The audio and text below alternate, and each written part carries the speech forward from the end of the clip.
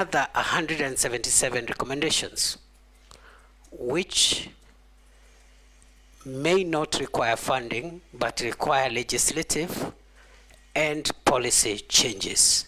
And finally, the task force recommended 23 recommendations in connection with the National Police Service, not the Kenya Prison Service. 23 of them that require consultations and concurrence with the National Security Council.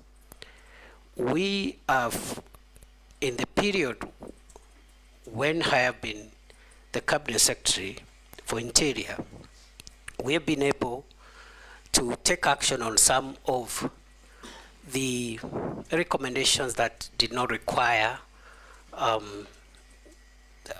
legal or policy changes. For example, we've rolled out a massive police equipment modernization program, which will be rolled out in 5 years. And already under my leadership, we were able to convince the government and the National Treasury to allocate 7 billion shillings, which has already been spent to buy air and land assets to assist officers who have been exposed to great danger, those that are helping to keep the country safe in the front line, in the fight against terror, the fight against banditry and other sophisticated organized crimes. And therefore, this equipment is already up and running, especially mine resistance, ambush protected vehicles, armored personnel carriers, personal protection equipment, and also aerial unmanned vehicles, which are commonly known as drones. And we've been able to restore the police air wing, which had collapsed. And we have some of the aircrafts which are now operational and helping us with air surveillance. And we have also hoping in the next financial year, if I am approved by this House, we'll be able to purchase additional gunship helicopters to help us finish the remaining work in terms of the fight against terror, the fight against banditry and other organized crimes.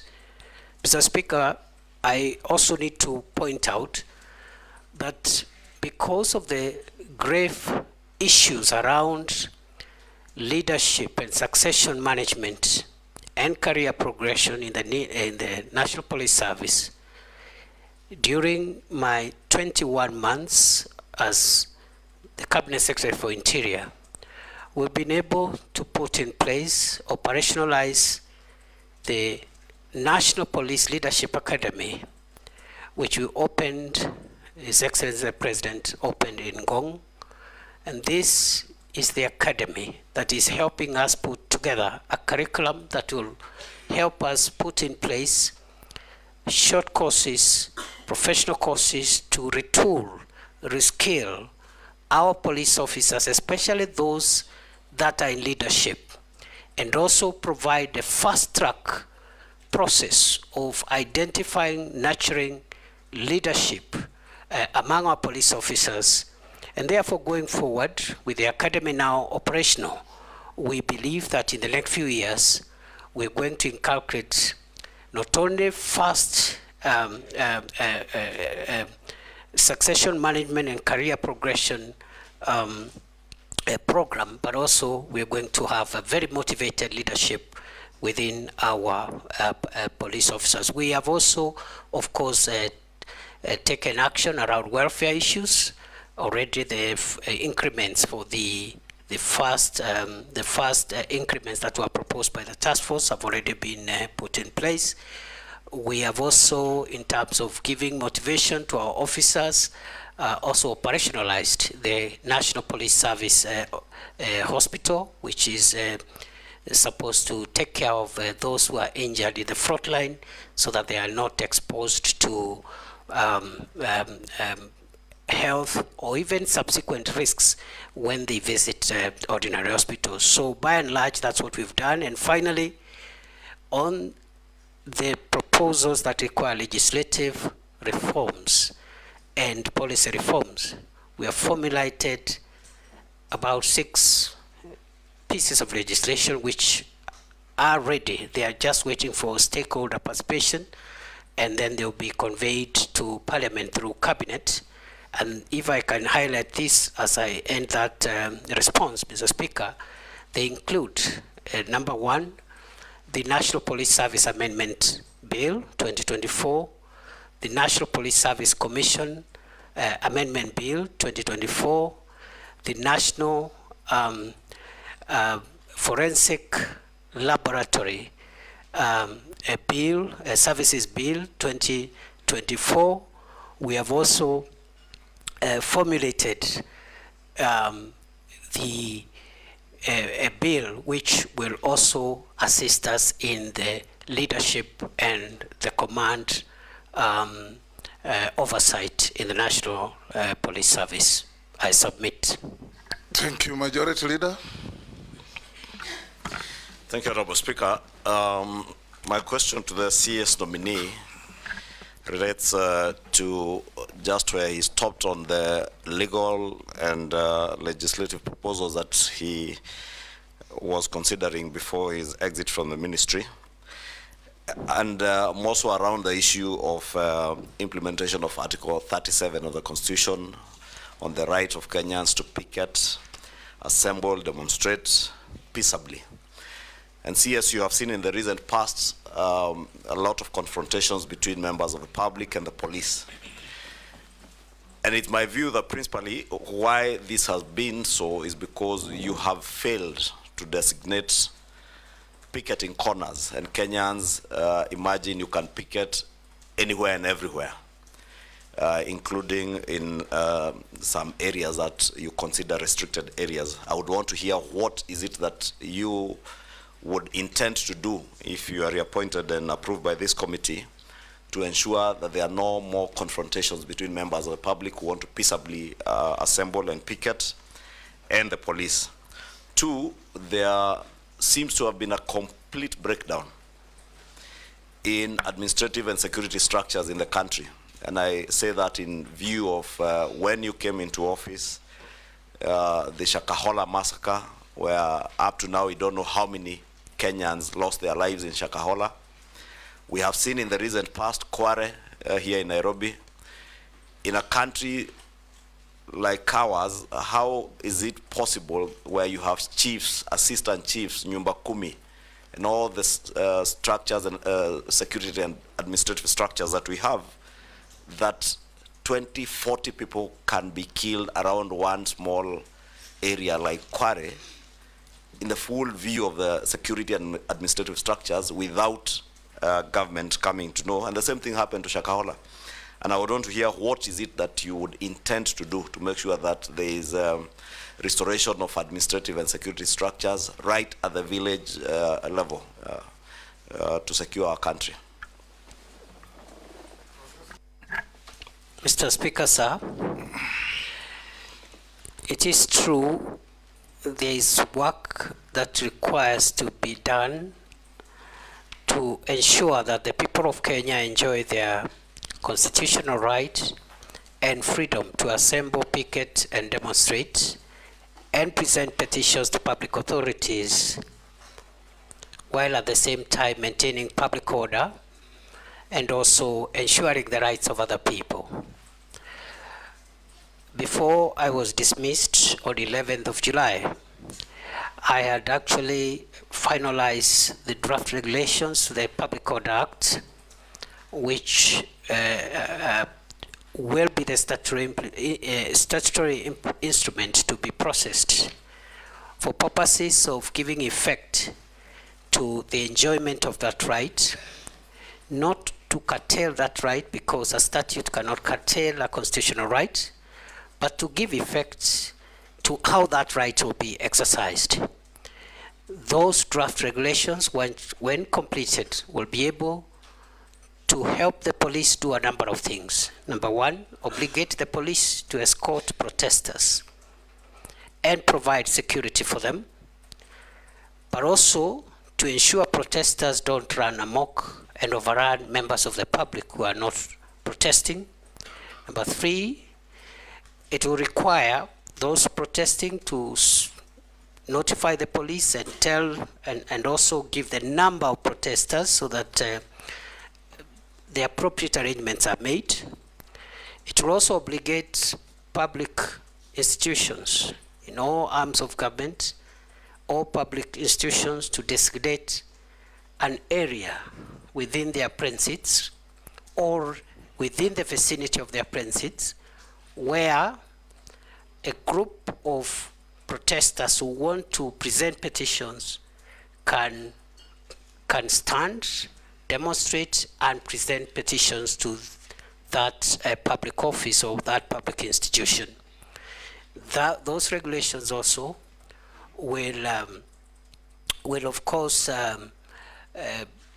ask protesters to also be responsible for their own conduct, and therefore we hope that if I am approved, this is a low-hanging matter. It's something that we can process in the shortest time possible to avoid a situation like what we've had in the past 1 month of protests which are unmanaged and which have exposed us to deaths and destruction of property and a lot of inconvenience to the people of Kenya. On the second question by the leader of the majority party, it is true that we have experienced a number of security incidents that should not have happened in the first place.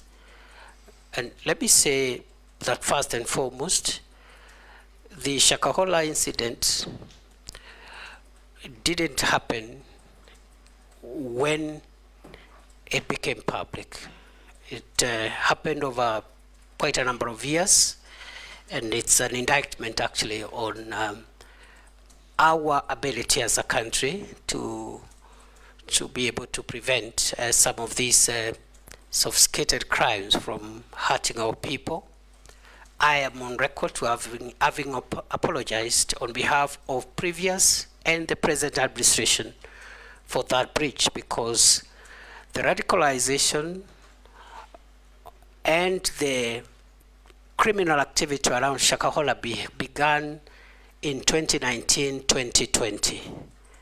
But the manifestation in terms of people dying and being buried was something that happened sometimes in 2022. And the Shakahola incidents will remain the most tragic security breach in the history of our country. We have never had a security breach of that magnitude in our country. We have learned the lessons. 2 days ago, the task force that the president had appointed has helped to give us some of the recommendations on what we need to do to avoid that going forward. But also, we believe that the public officials, including security officers who are in charge, must also have their day in being made accountable. We had proposed the establishment of a commission of inquiry to help us put together the accountability process so that we can have recommendations on prosecution and other action. But the commission of inquiry was stopped by our courts, and we were unable to move. But with or without the commission of inquiry, I want to assure the people of Kenya, if I am approved, one of my priorities will be to make sure that the accountability for the crimes in Shakahola by public officials, including security managers of all arms, of all agencies of the state, must proceed as a way of making sure that we do not have this kind of thing happening again It is true also recently we had an incident which is actively under investigations around Kware area. Again, the same reasons, gaps in the Ngao and Nyumba Kumi structures, and also our intelligence collection ability. And I just want to say that now that we have finalized the proposals and we know what we need to do to reform our National Police Service, my next assignment, if I am approved by this House, will be to initiate far-reaching reforms in the national government administration system to ensure that we restructure the Ngao system, make it more responsive, modernize it, and distribute it to the lowest level in a manner which helps us to avoid incidents like this when we have serious security breaches, yet we have government officials paid by the people of Kenya to make sure that the country is safe. So I want to admit those were very unfortunate incidents, and national security being a work in progress and a perpetual project, we have learned the lessons, and we are going to make sure that we strengthen and seal the gaps to ensure that we make our homeland safer than it has been before. Thank you. Minority Leader. Thank you, Mr. Speaker. Mr. Speaker, I would like to ask the nominee, Professor Abraham, that, Mr. Speaker, Mr. Chairman, he is one of the two people who have been reappointed to the cabinet to the same docket that they were serving previously, the last 2 years. I want to ask you a question, Professor, that what do you think makes you feel that you can serve in that docket again? Because why I'm asking that question is because if you look at what happened in the last 2 months in this country, the demonstrations and the kind of things that happened, in my view, you look like somebody who was lost. Your presence was not being felt. Your omnipresence was not being felt, if I may say so, because you could see abductions were happening, human rights abuses were happening, but the minister's voice was not being heard in that situation. What do you think, what makes you think that you can serve again in the same docket? But the next question is that you have also seen widely, you have been widely accused the last 2 months or the last 1 year that you've presided over human rights abuses from time you've been appointed CS till last month. Particularly what happened, for example, on 25th of July 2024. And also during the Azimio demonstrations last year. More than 75 Kenyans lost their lives. And last month also, more than 50 Kenyans lost their lives. So there's a feeling that the National Police response to protest is stuck in the old way of doing things. So the question is, to what extent do you think ministerial responsibility for the brutality meted on Kenyans by security organs? At what level do you think you can take responsibility for that? What new ways are you going now to do to stop that? So my question is, in spite of all these abuses that have happened, in spite of all the problems that Kenyans have encountered, what is this new idea that you will employ this time if you are approved by this House? Because one of the things we are looking at, Professor, Chairman, is the suitability of the person to hold that office. What makes you think you are suitable in spite of all those problems that you have encountered the last 2 months? Thank you, Chair. Professor, proceed. Thank you, Mr. Speaker, sir, and honorable members. I was in office for 21 months, 623 days. I can account for each and every day of my stay in office. I woke up every day, and my focus has been to ensure that our country is safe. I have risen before dawn every day, including Sundays, and gone to sleep very late, simply because of the demands of our homeland security. I believe that I am suitable for reappointment because during those 21 months, during those 23 days, I have been able to keep the country fairly safe, especially in the fight against terror. Previously, we had an escalation around 2021-2022 of terror attacks in northern Kenya and the Boni Enclave.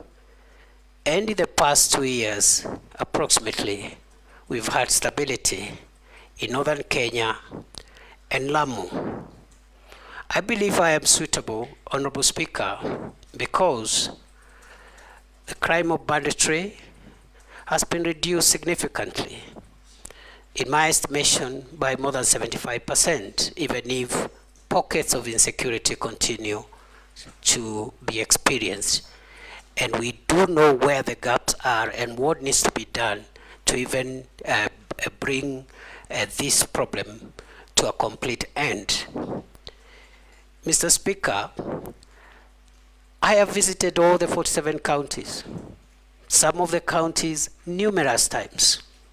I've been to Lamu 21 times in 21 months. I've been to Samburu 8 times. I've been to Baringo 13 times. I've been to many other counties. And therefore, I have not been lazy. I've been diligent. And I've conducted myself within the parameters of Article 73, which requires me to conduct myself in a manner that brings honor to the nation and dignity to the office I hold. I have worked with officers at the headquarters, but I've also sat down in numerous meetings to work with officers at regional, county, and sub-county levels to make sure that we share decision-making processes and decision implementation processes. I believe, Mr. Speaker, the question has been directed to the events of the recent weeks. And I want to respond as follows. That the reason that I didn't talk every day is because the events the Honorable Member is referring to were mainly operational issues.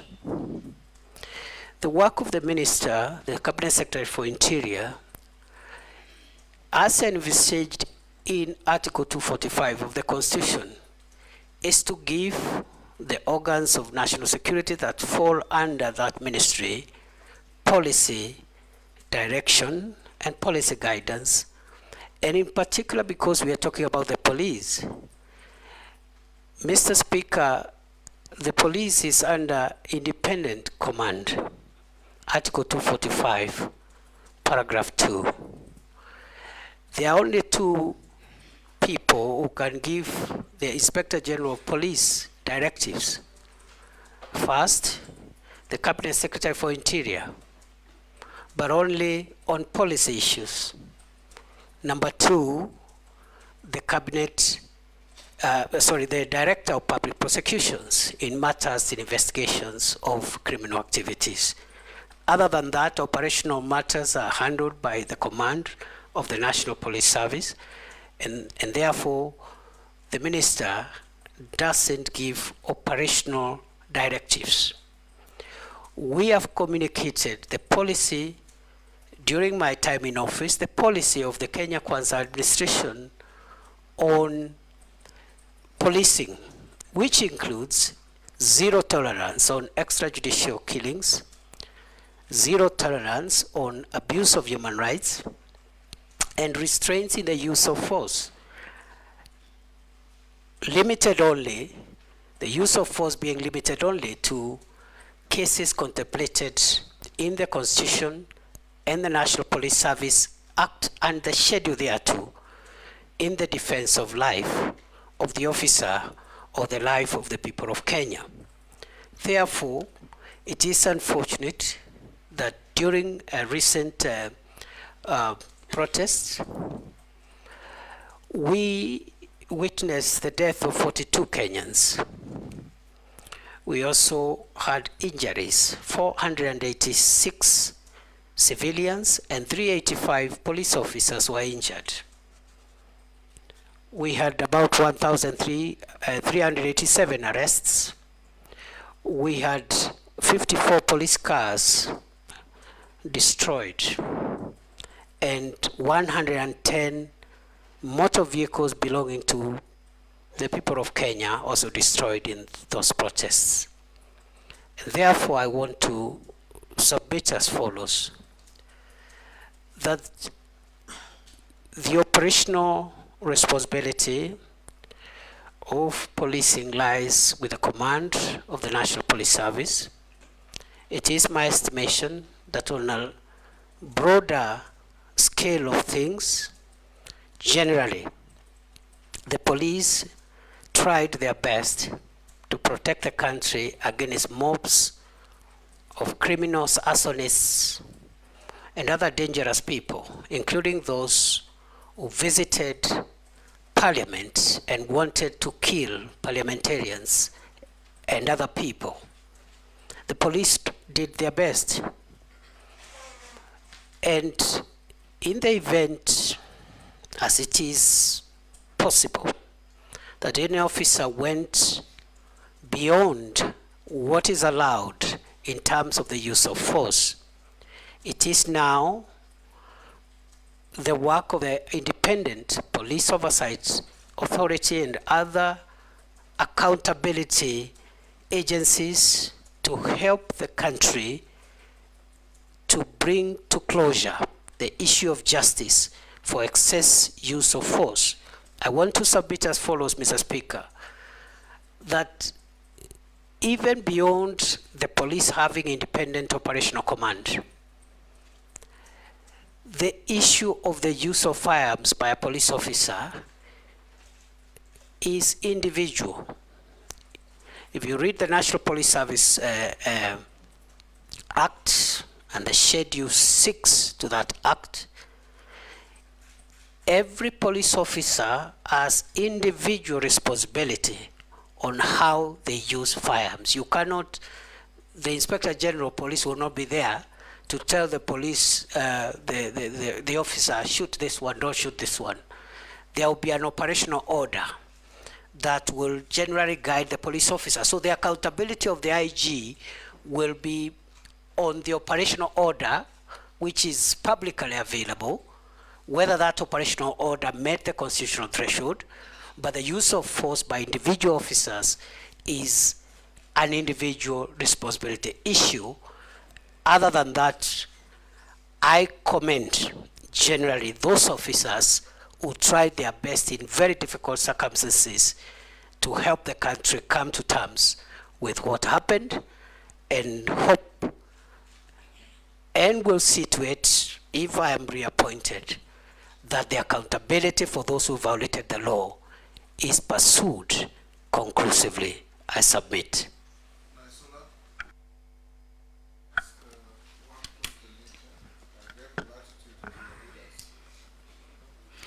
Thank you, Mr. Speaker. This question will just require yes or no. So then I'll be able to ask the next one. So Professor Kindiki, are you aware that for the last 2 years we have internally displaced persons in parts of the North Rift, that is Samburu County, parts of Baringo, Elgeyo Marakwet, and other parts of the North Rift? It's a yes or no? Yes. So if this committee finds you suitable to hold this office again, what measures will you put in place to see that these families go back to their homes, and especially going children will go back to school and people can go back to their homes and live peacefully? Mr. Speaker, allow me to ask the last question, which is also, are you aware that there are people in the North Rift who were killed in broad daylight in marketplaces, in towns, for example, in Samburu West, in Suguta town. There have been abductions, and this current administration, which you served in, during its campaigns and has continuously said that you will not have issues of abductions, issues of extrajudicial killings, but I want to put it across to you that it has been happening. There are people in those counties who are missing to date. They have been abducted. I want to ask you whether you're aware, and we have sufficiently been informed that it is alleged that it is security officers who have abducted these people. Is that one of your measures of ensuring insecurity is settled in these areas? And do you think, as a professor of constitutionalism and ensuring we follow the Constitution, is that the right way in ensuring fair justice even to those who are accused? Professor? Mr. Speaker, now that the kinetic operations that we launched in February 2023 has yielded significant fruits, the issue of the North Rift will not be complete until those that were displaced because of the violence meted upon them by bandits, groups and gangs are returned to their homes. And therefore, it is going to be my priority, if I am approved by this House, to make sure that in line with the rights of every Kenyan under the Constitution and the relevant instruments, including international instruments on the prevention of internal displacement, we're going to resettle, facilitate the resettlement and reintegration of all communities that were displaced by the menace of banditry. Secondly, I've been asked to respond to the allegations about abduction. During my tenure as minister, I made it clearly, clear to the police that abductions, extrajudicial killings, and extra-constitutional means of apprehending offenders is against government policy, is against the Constitution, is against international law. I must hasten to say my observation, because I've been in the front line more than any other place, especially in North Rift, in northern Kenya and the Boni Enclave. The officers who served in the special units in counter-terrorism and counter-banditry, the formed up units, have been quite professional generally. But just as I've said in the previous question, in the event there are any infractions, there are any reported infractions and excesses by the special forces that are helping us to fight banditry, again, IPOA and other accountability mechanisms must be put in place to ensure that we do not spoil the very good work that is being done by our officers in the front line. Some of them have died, others have lost limb, officers have been destituted. Point of order, Chairman, I was saying that the nominee is a professor, and professors teach in the university, so he can answer questions like somebody who's in class teaching us. I was requesting through the chairman that he can do faster. Chair. Professor, be concise and precise and to the point. I submit. Thank you. Nelson, we'll just come around. Yes. Thank you, Honorable Speaker. Professor Kindiki, it's unprecedented that twice in 2 years we've had to apply Section 241 of our Constitution in deploying our officers, our military officers, to back up the police, both to quell the protest and initially sent to the North Rift. What exactly is the state of our police force? There are so many things that are flying around, gossip, that number one, our officers, police officers could be demoralized. Number two, is there a situation that you feel the police at some point are very hesitant to execute some of the assignments they're given because of lack of morale? And you as a CS, the accusations that you've not helped in boosting the morale of our police officers. What exactly is the state of our police force? Professor? Mr. Speaker, yes, we have applied Article 241 twice. And I think there is nothing abnormal with that, Mr. Speaker, because that is why that article exists. So that whenever there is need, the National Police Service may request the support of the Kenya Defence Forces to handle either an emergency or a disastrous situation.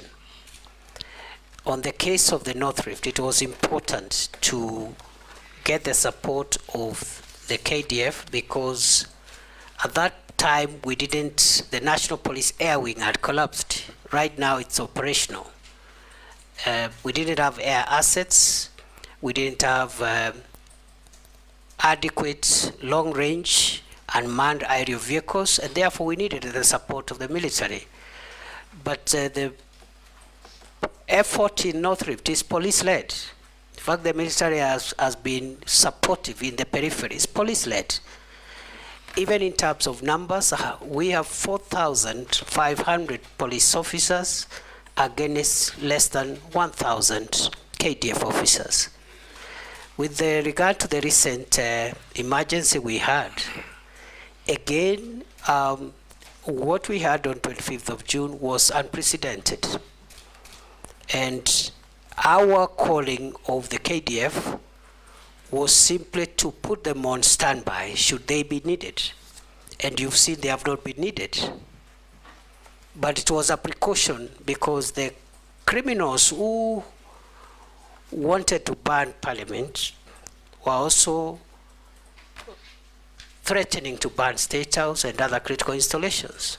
So if that was not reason enough to put KDF on standby legally, I don't think any other situation would have met threshold, because what we faced in the last month, in our view, was existential threat, not just to the arms of government, but to the state itself. And therefore, the police is in good shape. There are issues of welfare which we are handling. I've already mentioned about the salary increments which we have started implementing. There is issues around housing. There are also issues about the leave and so forth and so on. Medication, I've just talked about the hospital that we've established for them, fully fledged level 4 hospital. We have one for the border police again, which again we operationalized under my leadership in Kanyonyo for the formed up units. So yes, there is more to be done, but it is not true to say that the police force is demoralized. They have done a good job, and when it's necessary, we have called in the KDF in accordance with the law when we feel that the situation is an emergency. I submit. Posing. I thank you, Honorable Speaker, for giving me this opportunity. Professor and Honorable Chairman, I want to rely on section, I'm on this side, Professor.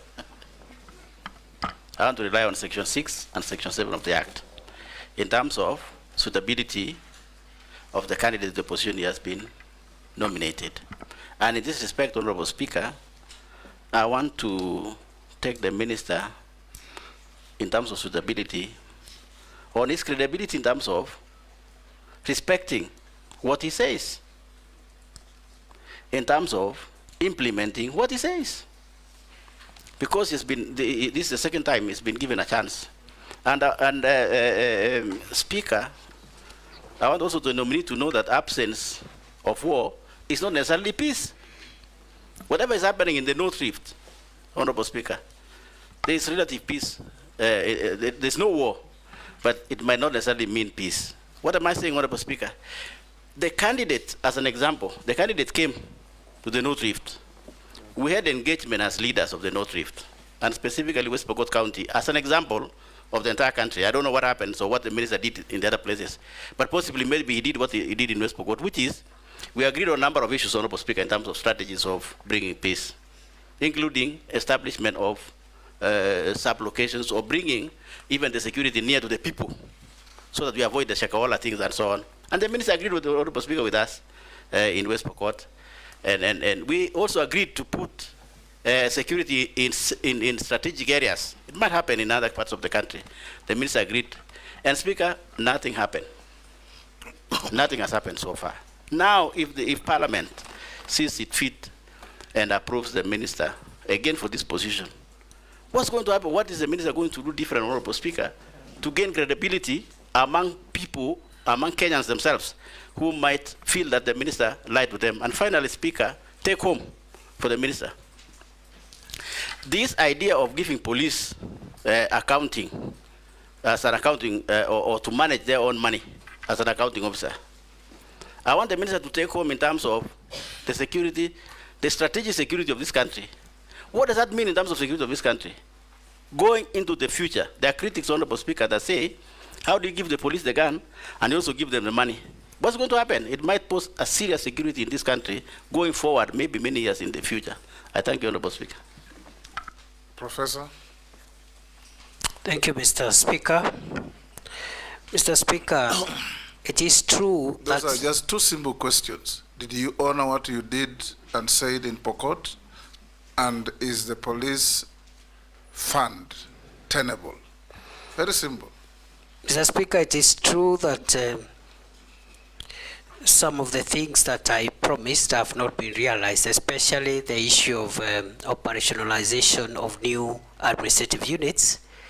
But it is also true that some of the things I promised have been realized, and I thought the honorable member would be kind enough to notify the House and the country that during the same consultations I had promised that we will provide, train and equip 200 National Police Reservists for West Pokot, which we did. Number two, we had promised to set up a security camp at a place formerly called Lami Nyeusi, which is now called Lami Nyeupe, which we did, and so many other things we did. But the issue of the units is outstanding, and not just for West Pokot, but also for a few other counties, including some parts of Baringo, Samburu, and a few other counties that did not benefit from the operationalization of units, and that is work that we are going to complete if we are reappointed. On the second question, I do not think there is a problem with giving the National Police Service money and control over resources relating to their operations. The operational budgets of the police must be run by the National Police Service themselves, and not by the ministry, not by the Office of the President. And in my view, if there are issues of lack of effectiveness, it is not because the police have their own budget. If anything, it should help them even work more efficiently. Therefore, the question should be, now that the police have their operational budget, what prevents them from serving the people of Kenya in a better manner? And those are issues that we'll be looking at if we are reappointed. In any case, Parliament oversights the use of that money. Gikaria? Thank you, Chair.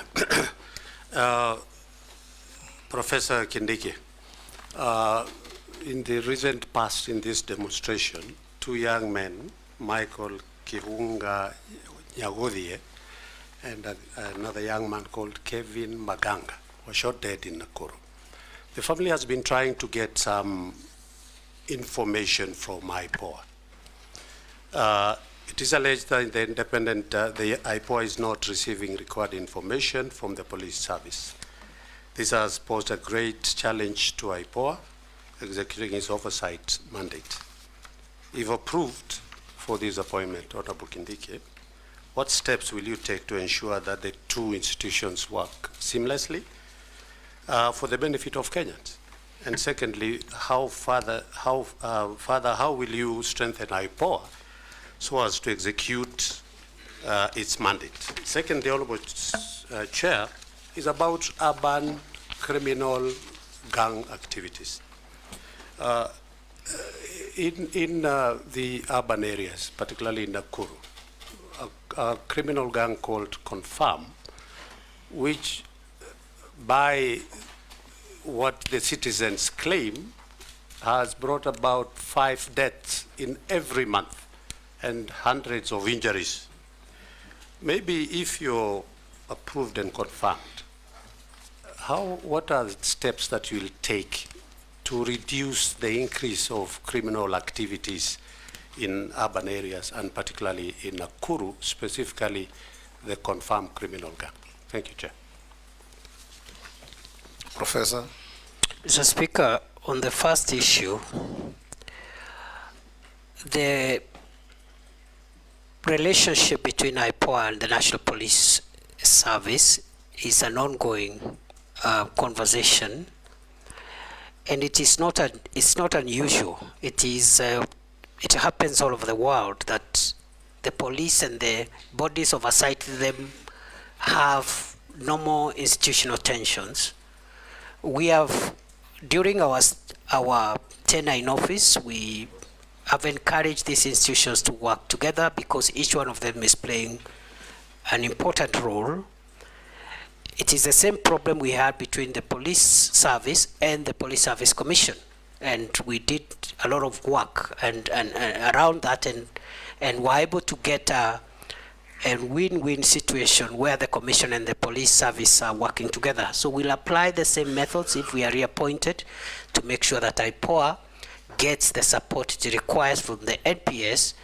And going forward, we will support IPOA in terms of more resources, more capacity, but also just brokering the institutional goodwill between themselves and the police. The second question, Mr. Speaker, is on the criminal gangs. It is true. We have had a gang in Nakuru known as Confirm. And urban crime is a major issue. When I took over as CS for Interior, October 2022, there was a lot of gang violence and gang crime in Nairobi. We've been able to reduce and suppress the Nairobi urban criminal activity significantly. We hope that the Nakuru matter could also be resolved, and before I was dismissed from office, I had had a meeting with the leaders of Nakuru County, and we had agreed that according to the feedback the leaders gave us, we needed to change the command, because sometimes many of these performance issues are based on the right command. So we are going to work on it to ensure that we eliminate that gang and other urban gangs in Mombasa and a few other towns that are suffering the same problem. Robert Mbui. Thank you, Mr. Speaker. Professor, Kenya's constitution borrows very heavily from the US one, particularly issues to do with the Bill of Rights. And you swore to uphold this constitution and protect it. Recently, you saw in the US that a gunman tried to shoot a presidential nominee and was actually brought down. But despite that, and even missed, but despite that, the head of Secret Service resigned their post. Now in Kenya, during your tenure as CS, over 100 Kenyans have been killed, murdered by the police. You know that maybe over 1,000 people have been injured. And property worth billions of shillings has been destroyed. Not to forget that a lot of Kenyans have also been abducted, and as we are talking, there are still people, families that are still looking for their loved ones. Now, we did see that the Inspector General of Police resigned. Do you think that as a CS, you should not also have taken responsibility, political responsibility for that failure that the resignation confirms, and also either resigned or declined the appointment? It's also important to note that during these demos that were held, a lot of people were shot, and there is clamor and request and for justice. In fact, I've attended, one of them was a constituent, Erickson Mutisia, and we've gone to those funerals, and the families are asking for justice. You have forensic evidence because you have the bullets, and you know that every bullet that comes from a gun can be traced. Why have we not seen arrests and arraignment in court of the police officers that are accused or that were involved in these shootings? Because that would appease the public a little bit. Allow me, Mr. Speaker, to also point out that the CS has had, the nominee has had a very illustrious career.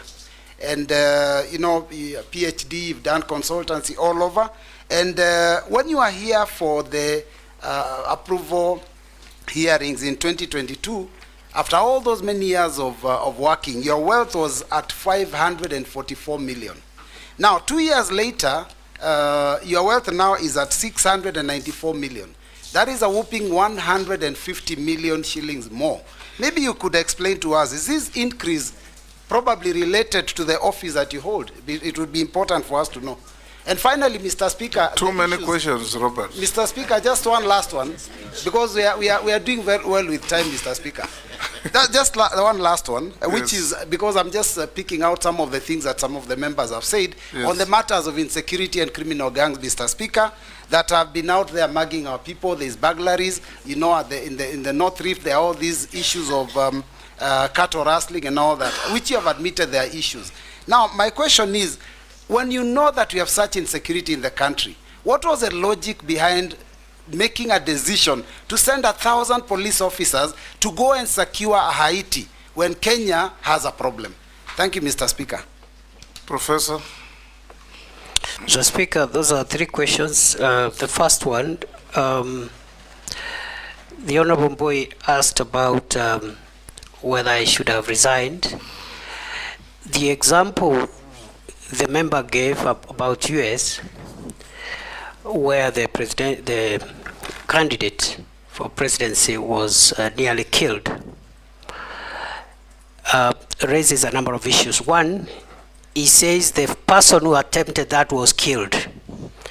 That demonstrates use of force, even in our local context, is allowed, because nobody raised issues with that criminal who was wanted to kill Donald Trump. He was shot dead without questions. Number two, the honorable member has said that the director of the Secret Service resigned, but also drew a parallel and said our IG also resigned. The minister did not resign in the US. I don't know why the Kenyan minister must resign. And nobody asked the minister to resign, because ministers don't instruct operations, they instruct policy. I can only resign if my policy instruction is unconstitutional or illegal. Then, on the question of those unfortunate incidents when Kenyans lost their lives and the quest for justice, I strongly believe that there must be justice, and every death that occurred must be accounted for. However, Mr. Speaker, the process of putting together criminal investigations, including forensic evidence, is not something that can be done, can be rushed. It takes a bit of time all over the world, not just in Kenya.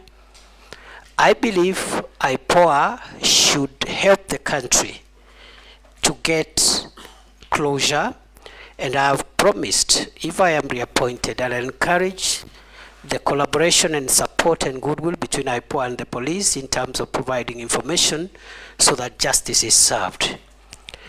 I have also been asked about my wealth, which has increased from 544 million to 694 million. It is true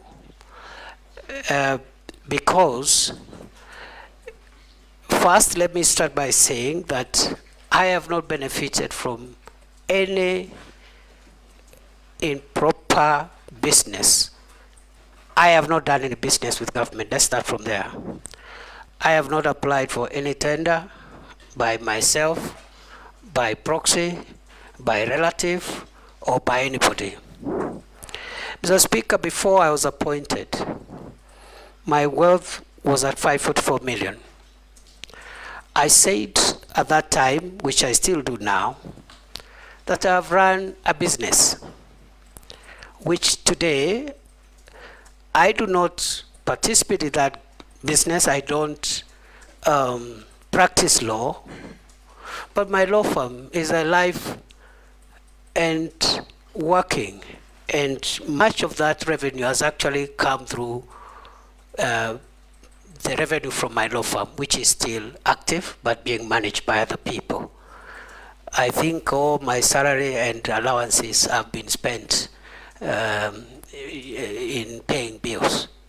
Therefore, most of the increment in my net worth is because of three things. One, the legal fees, some of which was actually pending by the time I was being appointed, and I said it here, that there are some unpaid legal fees, which some of them were paid. In fact, I remember 2 months after I was appointed, one of the clients paid a significant amount of legal fees, which had been pending. Other than that, I do small businesses and so forth and so on. None of my money has come from the public except the salary and the allowances that I'm entitled to. Lastly, on Haiti, it is true that the government of Kenya, through the National Security Council, decided to deploy our officers in Haiti pursuant to a request by the UN Security Council and the UN General Assembly. These are international obligations. It has not affected our operations, and it is not true to say that since there are problems in Kenya, we cannot also do our international obligations, because all countries in the world do have security issues. They have security matters. Even the country you consider safest has its own security matters. And therefore, it is a great honor for our officers to serve in Haiti. So far, they are doing a good job. I believe they will profile Kenya properly. They will bring honor to our country. And that deployment has not affected our operational capabilities. I submit. Thank you, Speaker. Thank you. Don't be like your neighbor. Ask one question. I'll ask only one question, Mr. Speaker. Professor Kithure Kindiki, in your first stint as CS Interior, you are associated with strong statements, such as "we will crush you," you'll be met with the full force of the law, "we will deal with you firmly and deadly," and many other words like that. Statements which seem to fuel police extrajudicial action. And Kenyans have taken notice of such statements that probably they fuel police extrajudicial action, and the use of excessive force, because if you tell people we'll crush you, the police will crush you, that's what it will entail. As you see now, there's a new awakening in this country about what public officers are saying. How different will you be if we approve you? Secondly, you are also the civilian face among the police and the security organs that we have. But as you took up this job, probably Professor Kindiki, you became more of them, more of a police officer, not a civilian within. You are donning police uniform, you are all over police choppers, and you behave like a police officer. which probably took you away from the police direction that you're supposed to give the forces, and became more of an operational leader instead of a policy director in the force. How will you be different on this? And probably lastly, you are more in the sky than on earth. You know, when you want to give policy direction, you want to give guiding, you need to be in office, have meetings, boardrooms, and give policy direction. But you have said you actually went to Lamu 21 days, 21 times in 21 months.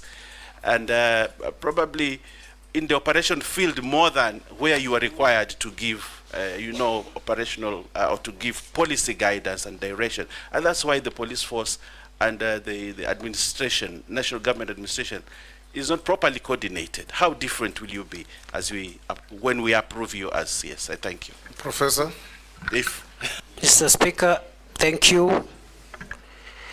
I've been asked to say whether I'll change my language. Mr. Speaker, I need to clarify that it is true I have used very, very unique language. But Mr. Speaker, this is security language. And the people I address when I use those terminologies are not the law-abiding citizens of Kenya.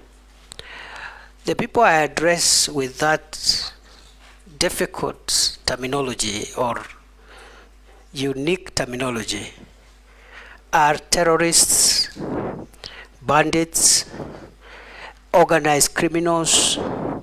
Those are the people I tell will crush you, and I mean it. Last time I appeared before here, the member for Samburu West asked me what I will do in Kurkur and other places when criminals descend into gorges, and I'll say I'll flatten the gorges. We've done a bit of that. There were places in Baringo, Corcoran Hills, a place called Tandare, a place called Ngelecha, and in Samburu, the Malaso Valley and other places where criminals would always retreat and have a field day, operate from there. We've neutralized them and removed them from there. So, again, the use of force is permitted by law, depending on who that force is used against and in what circumstances. And the escalation methods are used. You start by asking them to surrender. If they don't, you use other methods until, if they challenge you or they want to kill police officers, the police officers will kill them before they kill the officer. That is the law. Mr. Speaker, on the second issue, I have been there at headquarters driving policy in boardrooms, Arambe House. I've had so many meetings in our campuses in Kiganjo, in Embakasi, Roiro, Police Leadership Academy. But I've also been in the field more. Why? To disseminate policy to our forward operating bases, to our camps, to our officers in the field, in the counties. And even in the counties, before I even start my meetings, I would sit with the county security committee in a boardroom, disseminate the policy, because they are the ones who will be left to implement. And I have also been in the most dangerous spots in our territory with our officers in the front line. Why? To give them moral support, that we have not posted them there to die. We have posted them there to protect the country. And there is no greater morale booster than for the security minister to go and visit the officers, have lunch with them, encourage them, and tell them what the government policy is and what the government thinks about them. So it has been very rewarding.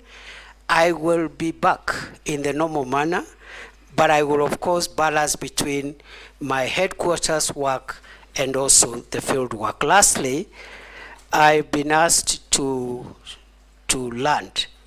I have always landed. For every flight, I have landed.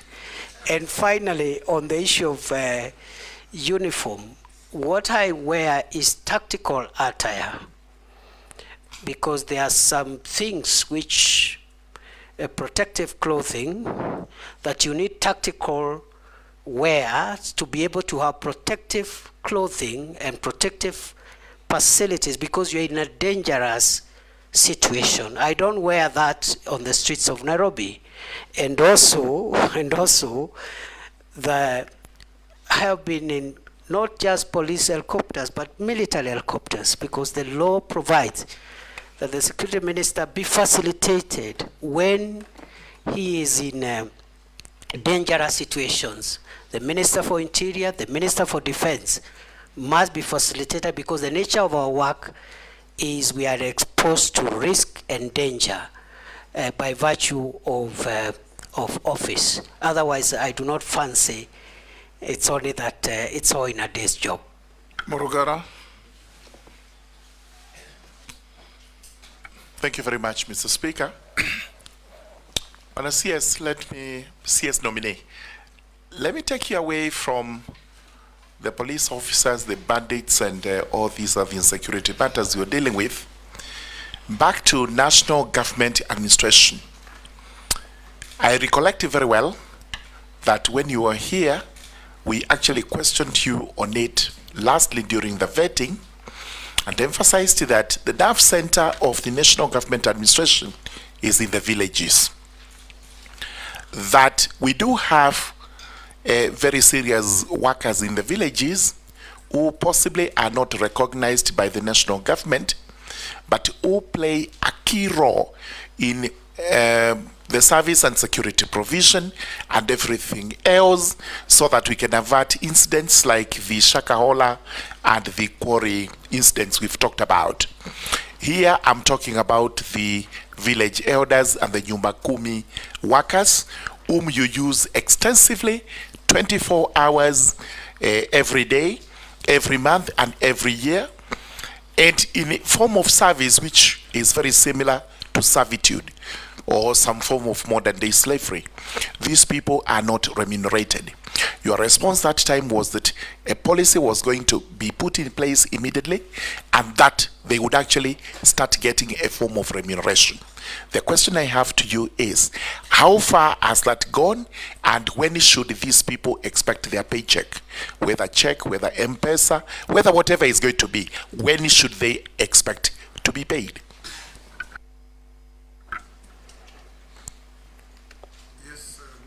Mr. Speaker, sir, we have finalized the Village Elders Bill 2024.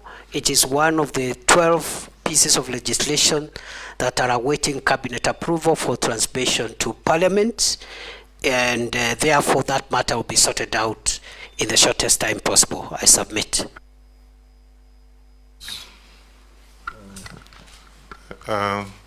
Waziri, I want you to again go back to Haiti, where we actually deployed almost 600 police officers. My fear now is that with what is happening around there, the fact one of my photos at home has one of his son actually deployed. And the question is, how secure? Do you have special security insurance for this particular, just in case something has happened? Of course, that has led to a deficit of police officers. That's why when you had demonstration here, you had to get in the army because we don't have enough police officers, so because some of them are away. Secondly, I also have had a case in North Rift. In fact, my colleague is just walking in. The North Rift, where you have this police reservists have been disarmed, and yet we have problem in North Rift. And those are my borders, and we have that problem. And yet you have actually disarmed the police reservists. What are you doing about that?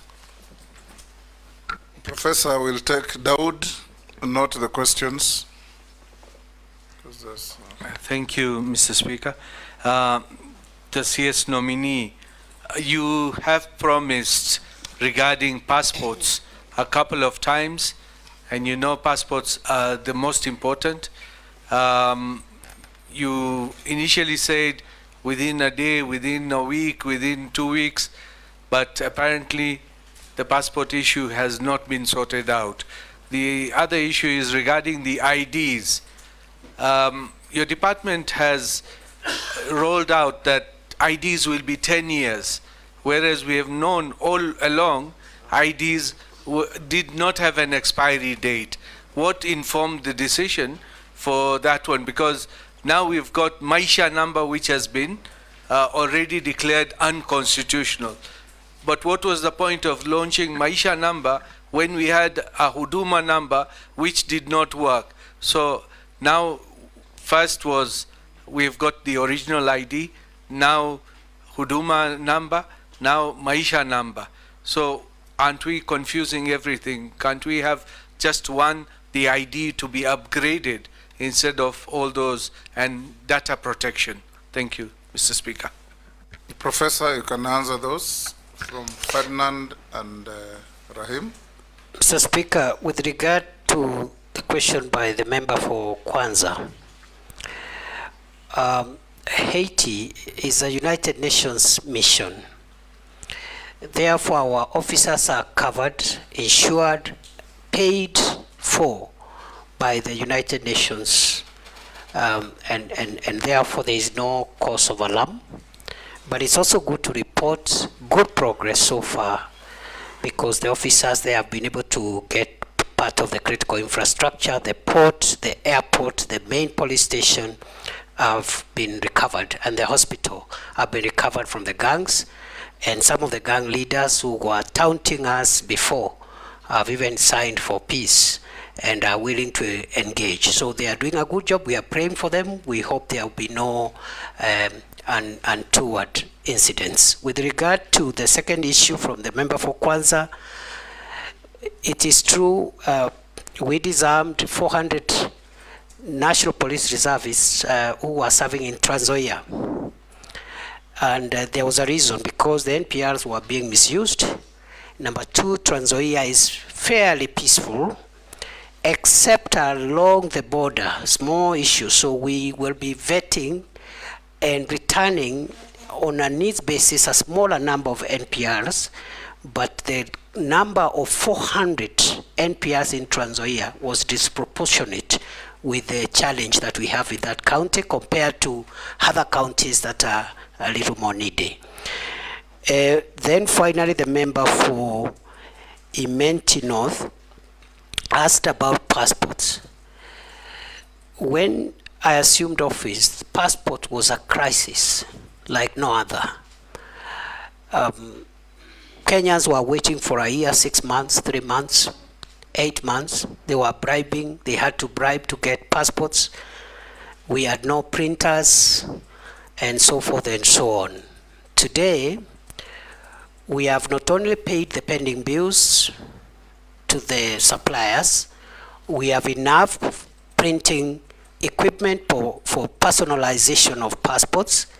We have even upscaled our system, that is the ICT system, and we have cleared the backlog from 784,000 when it was at the highest, and today there is no backlog. We are issuing passports within 7 days, starting 1st of August, today. That was our deadline. We complied with that deadline 4 weeks ago, at the beginning of July. Our next deadline is therefore to bring the passports waiting period to 3 days by 1st of November this year.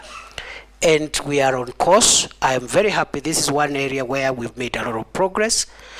Of course, there are small challenges here and there. We believe that we've not eradicated corrupt staff completely. We have a new crop of staff, about 120, but we are not sure that corruption has been eradicated from that directorate, and we are working on that to ensure, we'll be working on that if we are approved, to ensure that we clean up the whole place. With regard to IDs and Huduma number and Maisha number, the reason for the 10-year limit is because of technology, because unlike the ID that we are used to, the second generation ID we have, the third generation ID is a technology card, and technology keeps on growing old, and therefore that's why we have a 10-year period, and that's why even passports, they normally have a time frame. You cannot have a passport for life. That is the idea. It is not to punish Kenyans. The card has a bit of technology chips, and we want to upgrade that chip based on the security threats that will be identified by that time.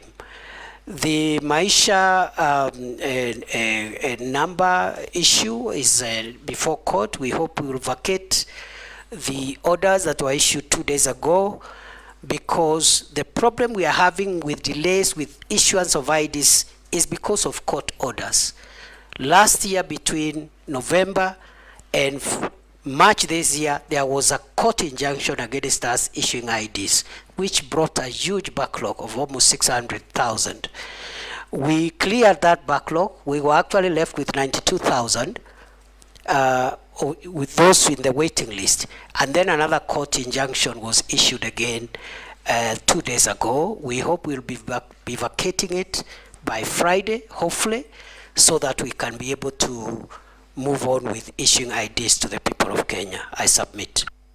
Mercy. Thank you, Honorable Chairperson. Let me take you to the budgets. Following the recent government budget cuts across all sectors, what innovative ways will you use to mitigate the negative impacts of the budget cuts in the Ministry of Interior and National Security? Secondly, what will you prioritize if approved? What programs will you prioritize, and what will be the impact of implementing those priorities? And Kenyans are also asking, because of the unemployment situation in the country, is the recruitment of police officers affected by the budget cuts? And if not, what innovative ways, again, will you use to recruit them differently? Because as it stands, Kenyans are concerned that recruitment of police officers has become a preserve of the rich, or of those who can afford to sell some land. So how are you going to make sure that employment opportunities in the Ministry of Interior are open to all Kenyans, irrespective of their tribe, their religion, where they come from, whether they have money or not? Thank you. Hold, Professor. Yes, Missy, take those two. Thank you, Mr. Speaker. Prof, you'll go down the history as the first minister to be vetted twice in one term, one presidential term. Of course, the others who are coming, but for now you are the first, and that history will not be, will be there forever. And I'll take you back to what you said in the Senate, that history is replete with strong and powerful dictators who were brought down by the power of the people. And I dare say you've been brought back here to this vetting by the power of the people. I want to refer you to an event, because you are a member of the National Security Council. This is the core of the security of this nation. I want to refer you to an event in history in 1962, during the Cuban Missile Crisis, something I know you are much aware of, because you are an international law student or professor. During this time, the then president of US, J.F. Kennedy, had a standoff with the Soviet Union, Nikita Khrushchev. And there was an ex-com committee members, comprising of 14 members, almost akin to what we have here as the National Security Council. All those 14 members agreed that to deploy.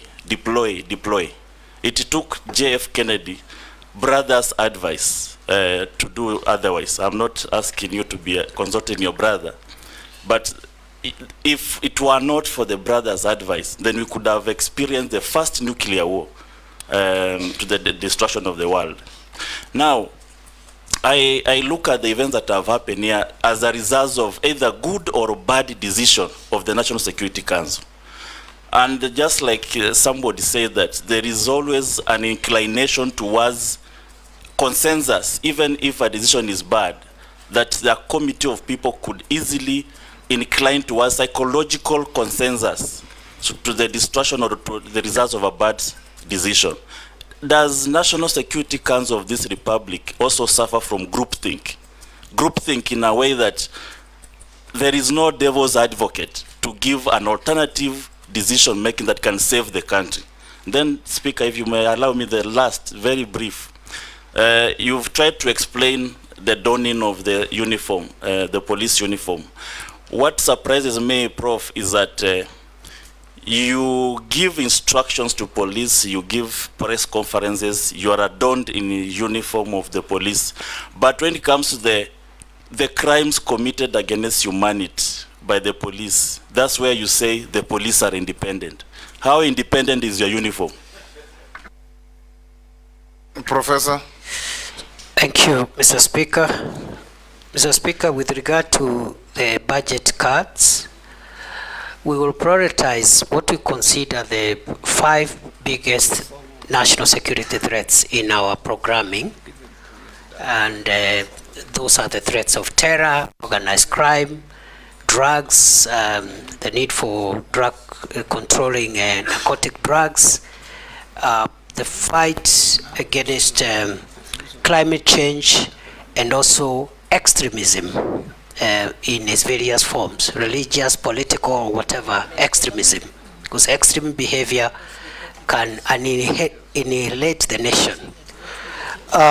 With regard to recruitment, going forward, we will ensure that each and every Kenyan, boy or girl who is recruited, can be accounted for. Because in the past, we've had so many claims of corruption and so many claims of favoritism, and therefore going forward, it's going to be demanded from the police that they account for every recruitment slot that they fill. We have a big problem of corruption in the country, and we hope the National Police Leadership Academy and the programs we want to put there as we look for succession management and new managers of security will be able to fight corruption in the National Police Service. Mr. Speaker, the Honorable Amisi asked me, I think the first was just a comment. He said, I've been brought here by the power of people, and I want to say happily, yes. Happily, yes.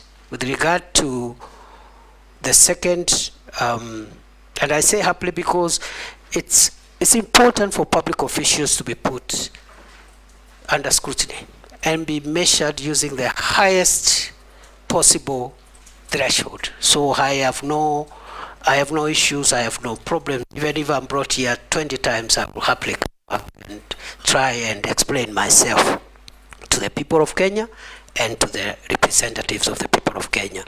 I've been asked, the second one, the last one, from the Honorable Amisi, was on whether the National Security Council is suffering from groupthink, and the answer is no.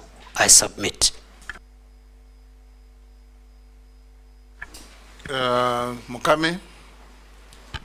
Honorable Mukami? Thank you, Honorable Speaker. Honorable Speaker, I want to ask our Waziri one question from a police officer who is concerned. I understand there is a court battle in the court since 2018 between the police constables. There are those who are earning higher salaries than the others. That means there are those who are in job group J, they are earning more salary, and that is why they had gone to the court, because they want to understand why there is a discrimination. The other question, it's about our police officers. Waziri, as you know, our officers really do a lot of work. What policy are you going to put into place to motivate our police officers? Because there are those officers who have stayed in one station for over 20 years. They've never been promoted, they've been never transferred, they are just there in that station. So we need to motivate them. Thank you, Honorable Speaker. Mishi, Honorable Mishi. Thank you, Honorable Chairman. Honorable Chairman, I want to ask Professor one question. Professor, as the women of this country, we are shocked and we are sick to see the rising number of femicide cases. In fact, we are really shocked when we saw the bodies which were discovered at the quarry, because all the bodies were for ladies or other women. I don't know what is the root cause of this. What contribute to all this? Who slept on the job? We need to know some answers on these issues. Second, Honorable Chairman, I know he has answered issues on the issue of officers using excessive force during protest, but I also wanted to hear from him, what future plans do you have to ensure that future protests are going to be managed in a way that there'll be no loss of lives? Thank you, Honorable Chairman. Professor. Mr. Speaker, sir, with regard... Hold, Professor Emaso, you have a point of order? I think the nominee forgot to respond to mine. Which one?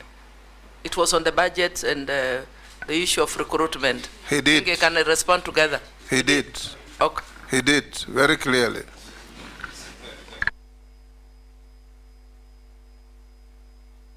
I know I was misleading you to raise that issue. Mr. Speaker, with regard to the police officers who have been in court about salaries, mainly these were graduate police constables, people or officers who joined at constabulary level. During their time, they went to school and studied for a degree.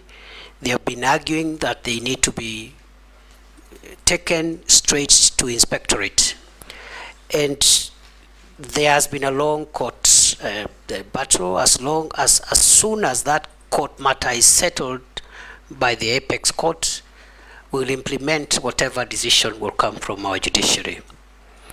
With regard to that matter going forward, we will implement the recommendations of the Maraga Task Force, which creates two-tier police service where you can serve in the lower ranks, and the academic requirements are different. You serve from constable to senior sergeant, or you enter the police service at inspectorate level if you are a graduate as a cadet, so that we professionalize a little more the police service and also expedite leadership generation through cadets who can assume responsibility as OCSs and commanders at county level and so forth, to avoid a situation where you have officers seeking to extend their time in office senior levels simply because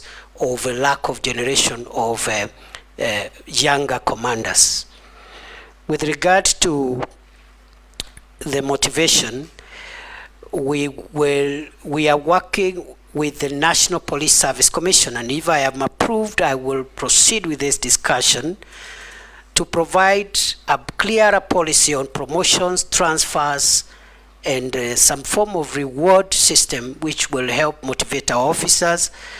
At the moment, before I left office, we were implementing the 3-year transfer policy. I think we were at 45% compliance because of the logistical and the financial implications.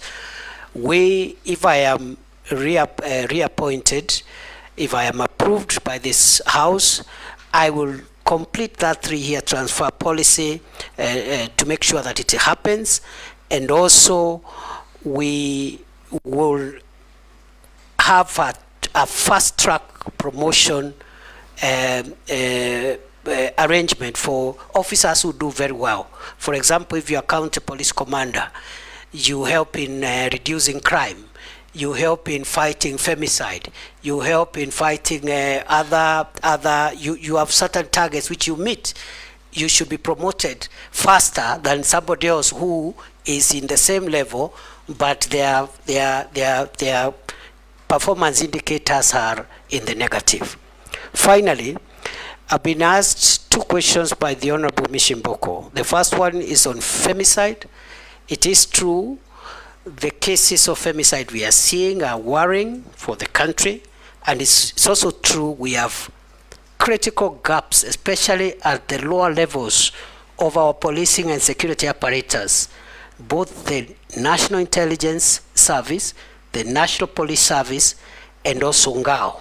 And those are things that we need to work on to avoid situations like what we are seeing.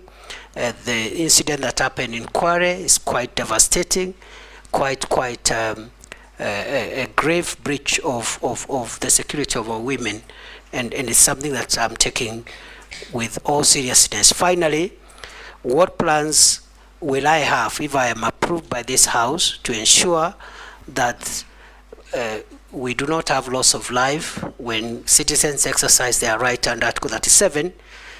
I will be finalizing for publication the guidelines under the Public Order Act, the one I explained earlier, not to take away the light, but to facilitate, to create an environment where it can be enjoyed, to create responsibility on those who are having protests.